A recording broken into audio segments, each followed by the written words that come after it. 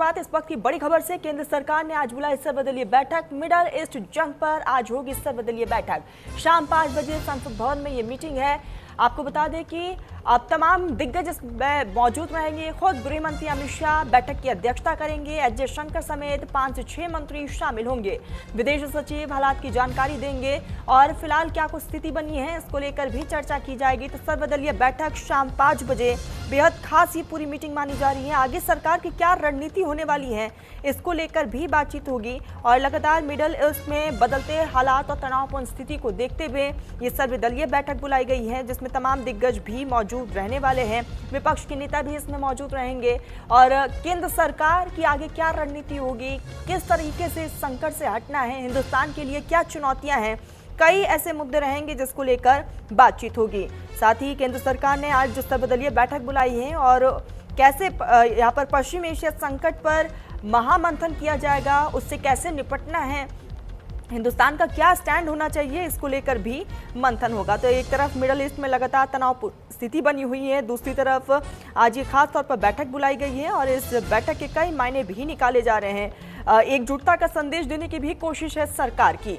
तो आज ये बैठक सर्वदलीय बैठक जिसमें आगे की रणनीति को लेकर तमाम जानकारी जो है सरकार की तरफ से दिया जाएगा और विपक्ष के नेता भी इसमें मौजूद रहेंगे। और इस सर्वदलीय बैठक में मिडल ईस्ट जंग पर अब जो स्थिति बनी हुई है उस पर हिंदुस्तान के लिए क्या चुनौतियां होगी, क्योंकि साफ तौर पर पीएम मोदी ने कहा है कि हिंदुस्तान के लिए आने वाले समय में यहाँ पर चुनौतियां बहुत ज़्यादा हैं। भारत की ऊर्जा ज़रूरतों का बड़ा हिस्सा स्टेट ऑफ हार्मुज पर निर्भर है और ऐसे में कच्चे तेल और गैस की सप्लाई प्रभावित होने का खतरा भी बढ़ चुका है।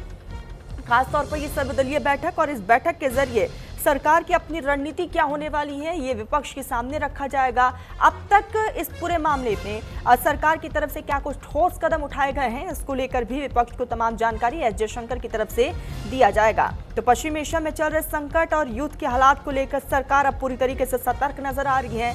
खुद पीएम मोदी ने कहा है कि अब सरकार जो है इस पूरे मामले को लेकर पैनी नजर बनाई हुई है।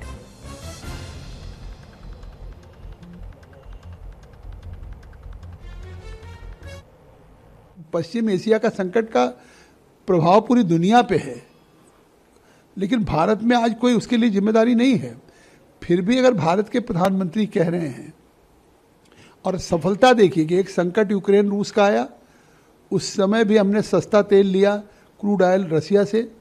आज भी ईरान अगर होर्मुज जलडमरू मार्ग से किसी के सिप आने दे रहा तो भारत के, तो इतनी बड़ी क्राइसिस पे इतनी सफलता है। तो इस समय उनको इस सर्वदलीय मीटिंग में या उनको ये बयान देना चाहिए कि इस संकट की घड़ी में जो पूरे वैश्विक संकट है उसमें हम सब एक हैं भारत के लिए। कि ये कहना कि मीटिंग देर हो गई, संकट खत्म हो गया क्या? हमारे इंडिया के सरकार की तरफ से सभी जो ऑल पार्टी की मीटिंग बुलाई गई है और आज जो युद्ध हो रहा है, जो अमेरिका, इजराइल और ईरान में 24-25 दिनों से मतलब चल रहा है, इसके संबंध में मतलब भारत की भूमिका क्या होनी चाहिए उसके संबंध में चर्चा करने के लिए सभी अपोजिशन के लोगों को भी इन्वाइट किया है और वो मीटिंग में मतलब चर्चा अच्छी होगी। मतलब अपोजिशन के भी जो सुझाव है उसको भी सरकार विचार करेगी। नहीं, जहाँ तक इंडिया यूएस की बात है, जहाँ पे दोनों लीडर्स की बात हुई है, वो वेलकम है क्योंकि जो माहौल बन रहे हैं, स्ट्रेट ऑफ हॉर्मस का खुलना बहुत ही ज़रूरी है। ये वॉर का अंत होना बहुत ज़रूरी है क्योंकि पूरे ही दुनिया में भी प्रभावित कर रहा है। मोस्ट इम्पॉर्टेंटली इंडिया के लिए बहुत दिक्कतों का सामना करना पड़ रहा है, आम जनता को करना पड़ रहा है क्योंकि हमारी जो नीड्स हैं जो इंपोर्ट होती हैं वो सबसे ज़्यादा इम्पैक्ट हुई हैं। 80% से ज़्यादा हमारी एनर्जी सिक्योरिटी दूसरे देशों से आती है, तो उसका हमें खमियाजा भुगतना पड़ रहा है। हम देख रहे हैं चाहे हमारे किसान हो, चाहे हमारे मध्यम वर्ग हो, हर एक ही तकलीफ में है। और जो शॉर्टेज दिख रही है, चाहे वो होटल्स हों, चाहे वो घरों में हों, वो सामने किल्लत दिख रही है। तो उस पर बातचीत होना इज़ इम्पॉर्टेंट, पॉजिटिव, पर उसका कोई आउटकम निकलना चाहिए। इसी बीच एक बड़ी खबर सामने आ रही है। पश्चिम बंगाल के दौरे पर बीजेपी के अध्यक्ष, आपको बता दें कि दक्षिणेश्वर काली मंदिर पहुंचेंगे नितिन नवीन। कोलकाता में काली मंदिर में दर्शन किए लगातार अब बीजेपी की तरफ से अपनी अलग रणनीति बनाई जा रही है और नितिन नवीन का ये दौरा बेहद अहम माना जा रहा है। कोलकाता में काली मंदिर पहुंची, उन्होंने वहां पे पूजा अर्चना की है, दर्शन पूजन किए हैं। उसके बाद मीडिया से बाकायदा वो मुखातिब भी हुए हैं और नितिन नवीन का ये दौरा पश्चिम बंगाल में बेहद अहम हो जाता है। पार्टी की क्या रणनीति होने वाली है आने वाले समय में चुनाव में, खासतौर पर हॉट सीट पर क्या तैयारियां पार्टी की होगी, इसको लेकर वो कार्यकर्ताओं से मुलाकात भी करेंगे, दिशा निर्देश देते हुए भी नजर आएंगे। तो कोलकाता में काली मंदिर सबसे पहले वो पहुंचे, वहां पर दर्शन पूजन किए, विधि विधान से पूजा अर्चना की और उसके बाद वो मीडिया से मुखातिब हुए। तो पश्चिम बंगाल के दौरे पर बीजेपी के अध्यक्ष नितिन नवीन है। आने वाले समय में पार्टी के लिए क्योंकि चुनौतियां बहुत ज्यादा है, एक तरफ AIMIM और हुमायूं कबीर की पार्टी का गठबंधन हो चुका है, मुस्लिम वोट बैंक को साधने की कोशिश है, दूसरी तरफ अब तमाम पार्टी एक्शन मोड में नजर आ रही है, खासतौर पर बीजेपी, और इसीलिए पश्चिम बंगाल में बीजेपी की अपनी तैयारियां जो है वो साफ तौर पर देखने को मिल रही है। आपको बताते चले कि नितिन नवीन दक्षिणेश्वर काली मंदिर पहुंचे, वहां पर उन्होंने सबसे पहले विधि विधान से पूजा अर्चना की, मत्था टेका और अब आगे उनके कई कार्यक्रम रहने वाले हैं जिसमें वो शामिल होंगे। सबसे अहम कार्यक्रम है बीजेपी के कार्यकर्ताओं से मुलाकात करना, क्योंकि आने वाले समय में चुनाव तारीखों का ऐलान भी हो चुका है। पार्टी की क्या रणनीति होगी खासतौर पर हॉट सीट को लेकर और सीट्स को लेकर भी मंथन किया जाएगा। तो आज बैठकों का दौर भी देखने को मिलेगा, लेकिन इस दौरे की शुरुआत मां के आशीर्वाद के साथ। तो सबसे पहले मंदिर पहुंचे जहां पर उन्होंने विधि विधान से पूजा अर्चना की। मां के दरबार में आशीर्वाद प्राप्त किया है और मां काली हम लोग सबको अपना असीम आशीर्वाद दे कि जिस बंगाल को उसके सांस्कृतिक विरासत के लिए, भारतीय संस्कृति के लिए और जिस पश्चिम बंगाल की संस्कृति ने पूरे देश को एक सूत्र में बांधा, आज उसी पश्चिम बंगाल में कहीं न कहीं ऐसी तत्व जीवित हो रहे हैं जो कहीं न कहीं हमारी संस्कृति को चोट करते हैं।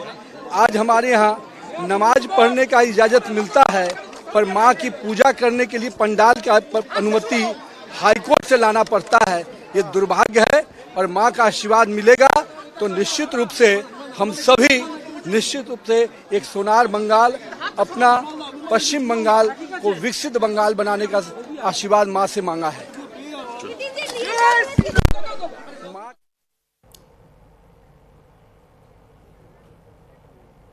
पेट्रोल और डीजल की कमी को लेकर फैल रही अफवाहों का रियलिटी चेक करने के लिए न्यूज इंडिया की टीम ग्राउंड पर जाकर जांच की, जहां पर हमीरपुर में पेट्रोल पंपों पर सब कुछ सामान्य देखने को मिला। तो वही स्थानीय लोगों का क्या कुछ कहना रहा, आपको सुनाते हैं।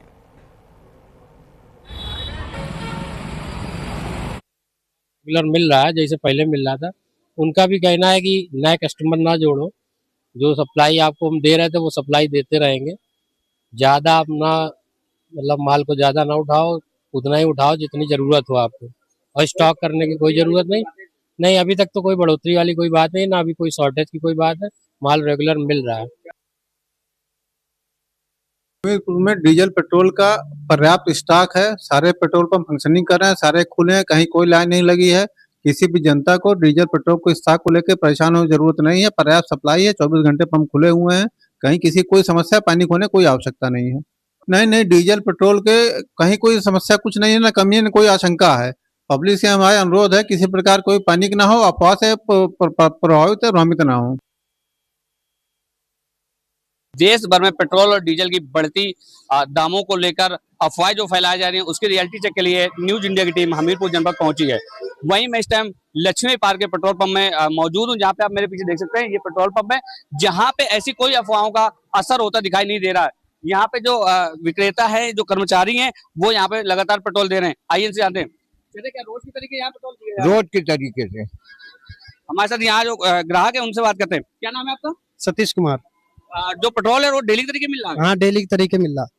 यहाँ देख सकते हैं और भी लोग हमारे साथ यहाँ बात करने के लिए मौजूद है। आइए जानते हैं इस तरीके से कि यहाँ पे किस तरीके से कौन कौन आ रहे हैं और किस तरीके से भीड़ भाड़ है या नहीं है। क्या नाम है आपका? हेमंत कुमार। किस तरीके से पेट्रोल और डीजल लगातार चल रहा है?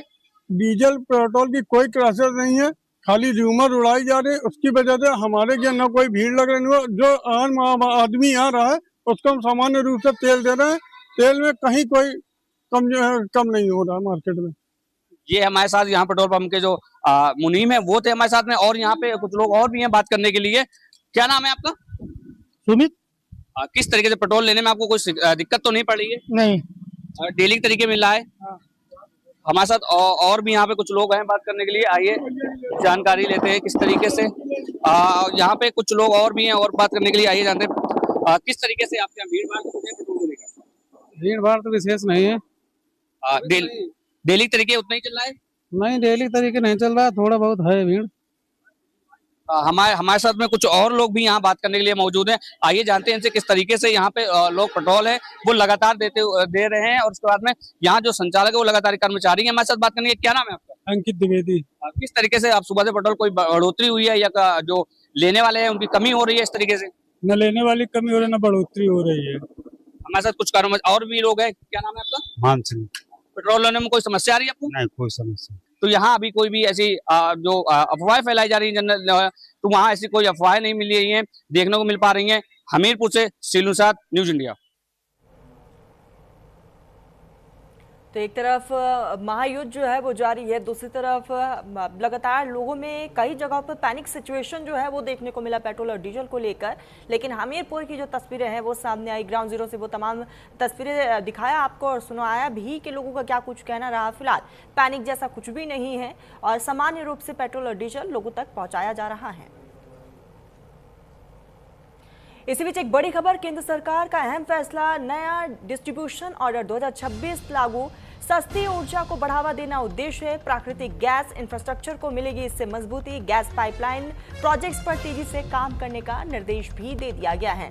तो देश में स्वच्छ और सस्ती ऊर्जा को बढ़ावा देने के लिए केंद्र सरकार ने एक बड़ा और अहम फैसला लिया है। अब प्राकृतिक गैस पाइपलाइन नेटवर्क के विस्तार को तेज करने के लिए नियमों को आसान बनाया गया है, जिससे प्रोजेक्ट्स की रफ्तार बढ़ेगी और इंफ्रास्ट्रक्चर डेवलपमेंट को सीधा फायदा भी मिलेगा। सरकार का फोकस सिर्फ पाइपलाइन बिछाने तक सीमित नहीं है, बल्कि पूरे सिस्टम को तेज, पारदर्शी और निवेश के अनुकूल बनाना है, ताकि आने वाले समय में ऊर्जा की जरूरतों को बेहतर तरीके से पूरा किया जा सके। पेट्रोलियम और प्राकृतिक गैस मंत्रालय ने नेचुरल गैस और पेट्रोलियम उत्पाद वितरण आदेश 2026 लागू कर दिया है, जो तुरंत प्रभाव से लागू हो भी चुका है। यह आदेश आवश्यक वस्तु अधिनियम 1955 के तहत जारी किया गया। इसका मकसद पाइपलाइन बिछाने, संचालन और विस्तार की प्रक्रिया को सरल और तेज बनाना है, ताकि कंपनियों को कम रुकावटों के साथ काम करने का मौका मिले और परियोजनाएं समय पर पूरी हो सके।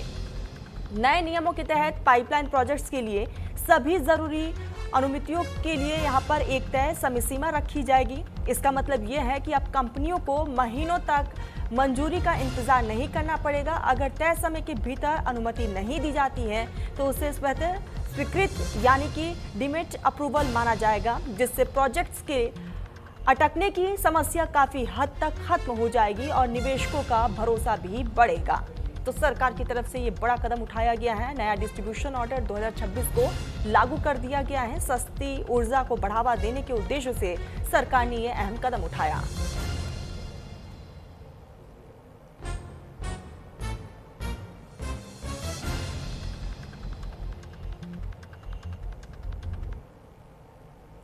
तो पश्चिमी एशिया संकट के बीच खाद्य आपूर्ति पर सरकार सतर्क नजर आ रही है। केंद्रीय कृषि मंत्री शिवराज सिंह चौहान ने बड़ी बैठक की है। आपको बताते चले कि कृषि मंत्रालय के बड़े अधिकारी बैठक में मौजूद रहे।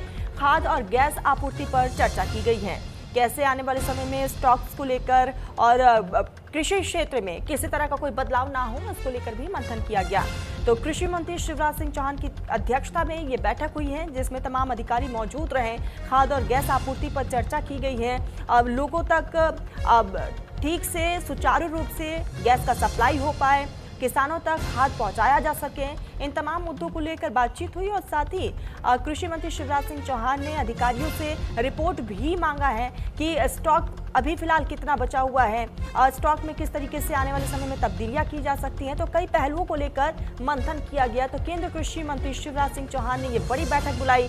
कृषि मंत्रालय के बड़े अधिकारी इस पूरे बैठक में मौजूद रहे और बाकायदा शिवराज सिंह चौहान की तरफ से अधिकारियों को दिशा निर्देश भी दिया गया है। खाद्य और सप्लाई आपूर्ति पर चर्चा की गई है। किसानों को कोई दिक्कत ना हो, आम जनता तक समस्या ना पहुंचे, इसको ध्यान में रखते हुए और साथ ही इस संकट से कैसे बचा जा सके, तमाम पहलुओं को लेकर अधिकारियों से मंथन किया गया है। साथ ही शिवराज सिंह चौहान ने अधिकारियों को तमाम दिशा निर्देश भी दिए हैं।